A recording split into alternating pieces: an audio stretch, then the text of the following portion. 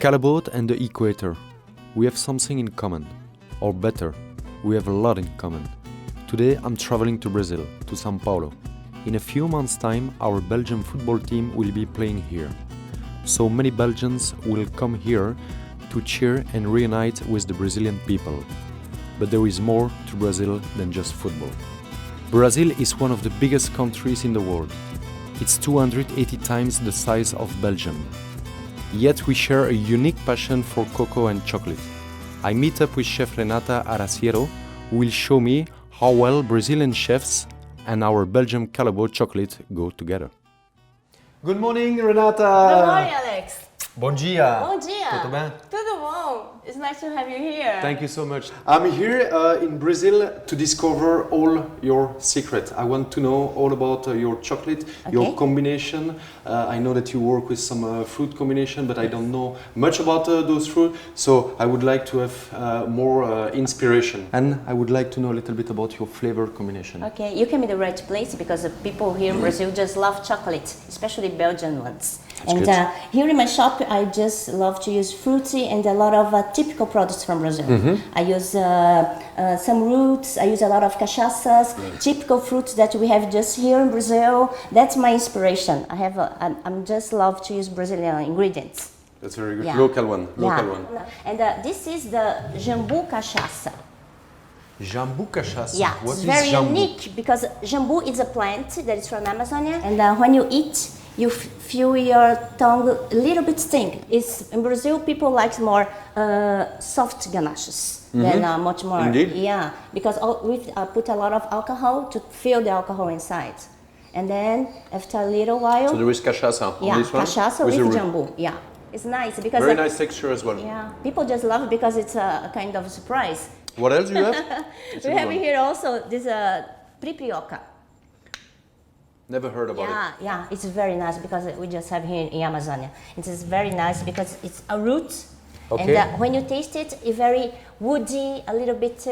So it's Belgian chocolate with Brazilian combination. Yes, That's very nice. yes. This is a little bit more. Oh, it tastes a little bit like pepper as well. Delicious. Yes. What else? And I have here the maracujá. It's a passion fruit with banana cachaça. So, but you use the cachaça itself, the classic cachaça, and you combine with fruit, or it's already a cachaça No, already combined? it's a cachaça de banana. It's a banana cachaça. Made out of banana. Yes. But it's matched a little perfect with a passion fruit because it's an acid. And now you taste it first the passion fruit and then the banana. It's nice. The last one. And the people here in Brazil just love color. That's why my store is full of color things. I really love the texture of your ganache. Yeah, They're really, it's really smooth. Yeah. The fruit is really intense on each one. Yes. The banana, Yeah, I it's completely nice. agree. Completely agree. Because we use just the fresh fruits here. I don't use anything else. Listen, would it be possible to visit a little bit here in São Paulo? Some shops, typical shops. I've heard about brigadeiro. Yeah, brigadeiro. People just love brigadeiro in Brazil. Do you know some shop where we can Yeah, find sure. them? Here, I can take you there. Sounds great.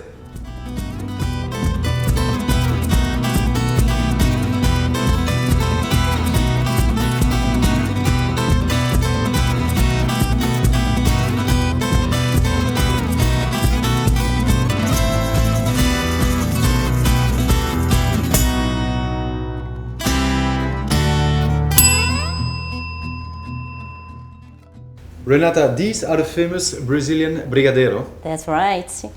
Brigadeiro is basically condensed milk, just a condensed milk, butter, and one special ingredient. Can you tell me what is this? I would guess chocolate in this case. Yeah, Belgian chocolate. Belgian chocolate. Yeah. And what is the process, how they do this? Well, we have it to cook very slowly in a low heat, and then it's gonna be cold, and then we're gonna mold in the shape of balls. Okay. And then you roll it in the shaves or crispies. That's brigadeiro. Okay, all right. And what are the flavor of those one? We're gonna ask it to Eduardo.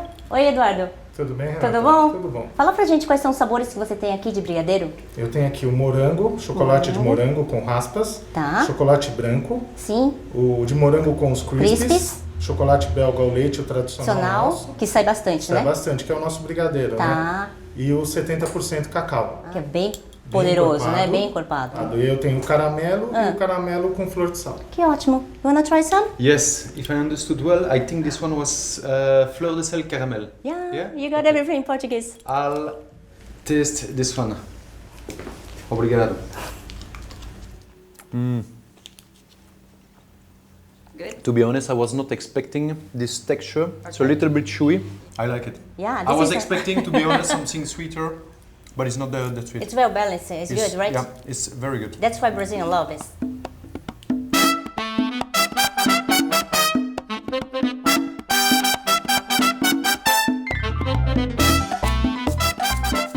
Brazil not only hosts some of the booming cities in the world, it's also a land of vast green hills and forests, stretching out from the Atlantic east coast to the Amazon region in the northwest. In the 17th century, Brazil was the first country to start with the cultivation of cocoa. It soon became the world's biggest and best cocoa producer, until the 1980s when the sudden outbreak of witch's broom fungus hit cocoa hard and destroyed 75% of the plantations. Today, Brazil's cocoa cultivation is recovering.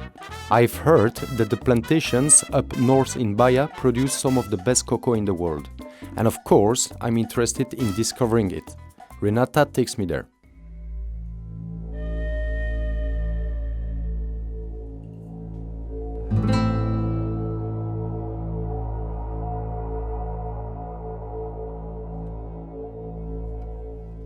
We meet up with a true cocoa expert, Corrado Meotti, one of our cocoa tracers. Corrado travels to all corners and farms in the bush and forest of Brazil to find the best cocoa beans.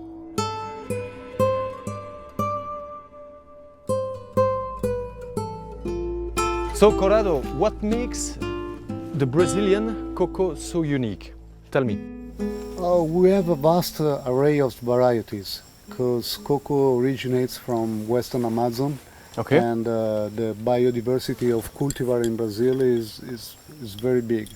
And also in this part of Brazil, cocoa is grown under the canopy of the forest.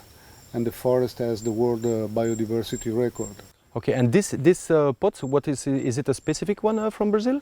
This is a clone that is coming from a farm in Bahia. It's called PS 1319. It's a highly productive clone. Very good in taste, very good in sugars. So Corrado, how many variety do you have here in this plantation, specific plantation? This plantation has about 27 varieties. Wow! We started to plant 27 varieties, then along the years we were closing to 5 varieties that are the mostly productive. Okay, but we and still have the old one. And what is the purpose to have all these variety? It's to observe how a variety develops in a single plantation, because every plantation is different, has different ground, has different microclimate. So you can have a variety that is very good for your neighbor, but it's not good for you. Okay. So is it also important, to secure the protection of the variety, just in case, or if you have a disease of whatever? Exactly. It makes sense. Okay. This way you manage your risk, because sometimes when it comes up a new fungus, it's very uncommon that fungus takes all the varieties together. Okay, so I believe and I guess that those spots will give you also different tastes in the end.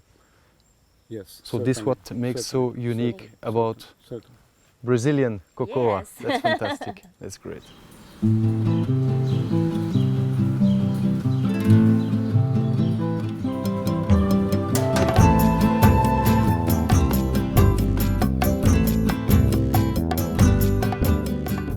So Corrado, what the farmers are doing right now?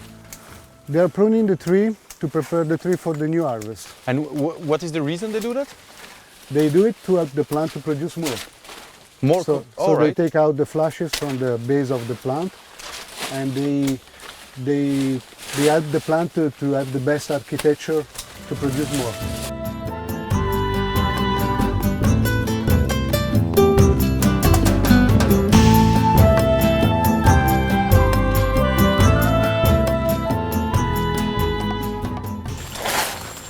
Look at this, what a wonderful trees, full of pods.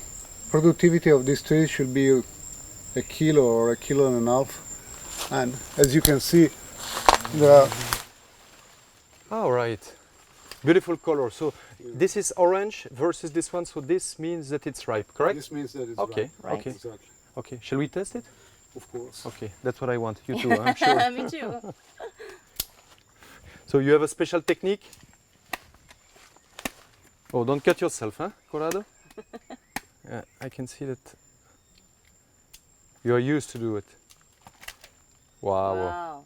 Oh, well, that's beautiful. Beautiful. You can taste it. You will see that Thank you. the sugar will be perfect. Probably. Wow, very sweet. It's quite sweet, huh? Very sweet, a little bit citric, but not Yeah. really acid. I agree. So this will also somehow define the taste of the chocolate in the end. The Huh? final taste, yes. I think we have a very good quality here. Yeah.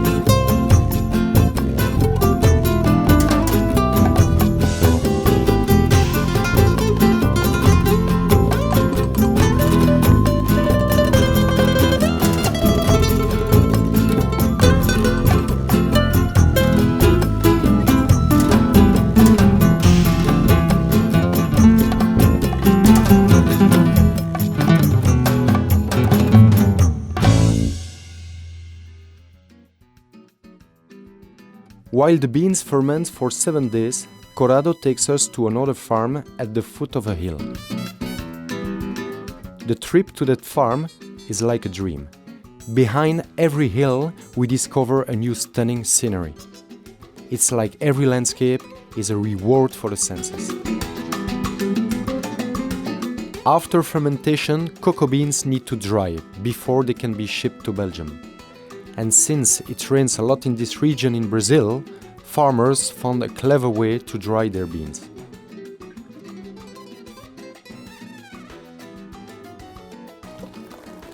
This is the drying moment. We dry to stop the fermentation, because if the fermentation goes too long, we lose quality. So, what is the reason we need to ferment the cocoa beans? We ferment to fully develop the cocoa aroma. Okay, flavor of the beans. Exactly. All right, and how long does it take approximately? It takes from 6 to 7 days, depending on the variety of cocoa and the climate. Okay, and the drying? The drying could take about 14 days, 2 weeks. Depends also how much is sunny. Okay.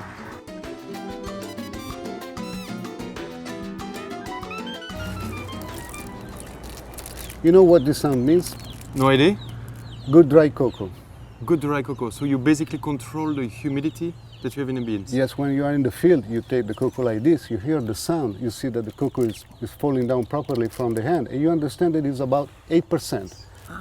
Okay. And 8% is the right humidity. Okay, and below would be? Below you can have the risk that the beans break down in nibs, and this is not good for quality. And above? And above you could develop some mold. Ah, okay, I understand. When I taste these beans, I can really find all the flavor that I have tasted during the whole day. This is really the beans that we need to make our perfect Brazilian chocolate. I'm very pleased. Sorry, yours. After these amazing days of cocoa exploration, it's time for us to say goodbye and travel back to São Paulo. But before that, Corrado takes us to a unique place. A cocoa farm up the hill shows how vast, lush and green this Atlantic forest truly is. Wow, what amazing view we have here on top, full of nature and cocoa trees.